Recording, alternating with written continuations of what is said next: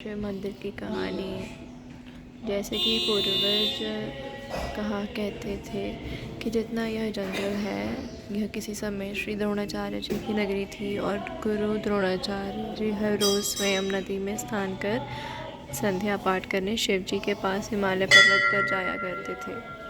उनकी एक कन्या थी यज्ञयाति। वे अपने पिताजी से हट करके कहने लगी कि आप कहाँ जाते हैं और क्या करते हैं,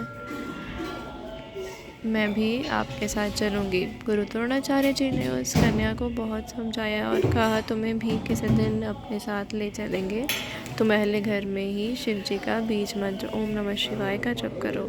तब वह एकाग्र दृढ़ विश्वास से घर में ही ओम नमः शिवाय का नित्य प्रतिदिन पाठ करने लगी। कुछ दिन बीतने पर शिव जी महाराज प्रसन्न हुए और यहाँ पर आ गए।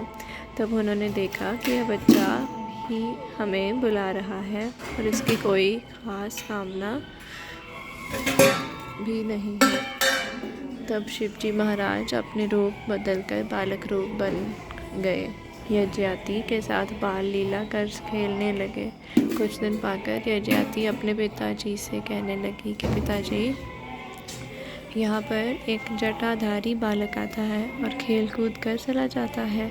तब गुरु द्रोणाचार्य कहने लगे, देखेंगे कौन है।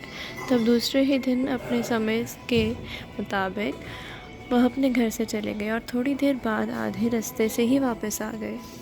तब क्या देखते हैं कि शिवजी महाराज बालक रूप बनकर खेल रहे हैं।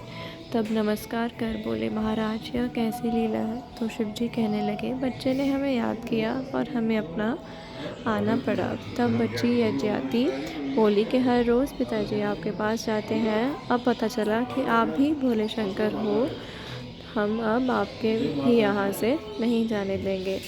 इस तरह बार बार हट करने पर शिव जी कहने लगे, वैसे तो हर जगह में हमारा वास है, यहाँ भी कोई हमें सच्चे मन से याद करता है, वहाँ मैं पहुँच जाता हूँ। मगर आप इतना हट करती हो तो मैं इस दिन अवश्य यहाँ आया करूँगा और यहाँ शिवबाड़ी में मेरा वास है।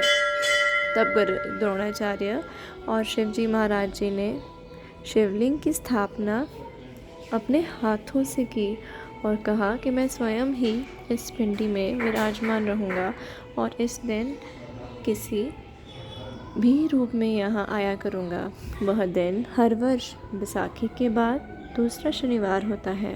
इस दिन जो मनुष्य जिस भावना से आता है उसके सब मनोरथ पूर्ण होते हैं और शिवजी की जलहरी के छींटे अवश्य लें।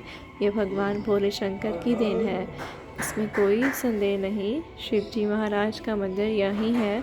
बाकी जो सभी महात्माओं की समाधियाँ हैं जिन्होंने यहाँ पर तपस्या करके अपना जीवन सफल बनाया।